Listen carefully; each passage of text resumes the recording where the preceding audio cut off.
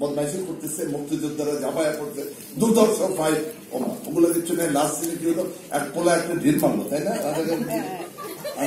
কি হতো, আমাদের জয়েন্ট সেক্রেটারি ছিলেন হামিদ শহীদুল ইসলাম, তুমি বুঝতেছ না, it is a symbolic protest from the young generation.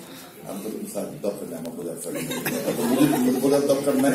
যেমন পরে চাকা কে দেখছে, 3 বার দেখছি, মাথায় কিছুই আসতো না, খালি গরু গাড়ি চলতেই আসে, চলতেই আসে, আর কিছু নেই চোখের মধ্যে, খালি গরু গাড়ি।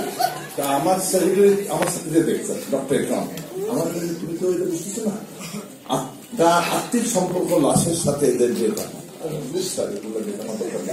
পয়সা খরচা করে হলে যাই দেখতে আনন্দের জন্য। যেটা হাসান ভাই জানেন, আমরা দেখছি, আনন্দ করবো, জম্পেশ নাচ থাকবে, দুটো ফাইট থাকবে, মানে অ্যাওয়ার্ড পেয়েছে। তা আমি আর বেশি কথা বাড়াবো না, তবে যেটা বলছেন সবাই একটা ভালো কথা, যে হেলথের কেয়ার নেয় না, এখনো সে নেওয়া উচিত। কেননা মেয়ে বড় হচ্ছে, ছেলে বড় হয়েছে।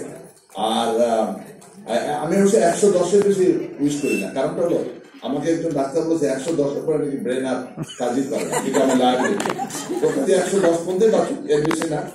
আর ছেলে মেয়ের খাতিরে অ্যাটলিস্ট মানে সিগারেট খাওয়াটা বাদ দেওয়া, আর মিষ্টি খাওয়াটা বাদ দেওয়া, লবণ খাওয়াটা বাদ দেওয়া, তাই না? 3টে জিনিস বাদ দেওয়া। That's all. Okay, happy birthday.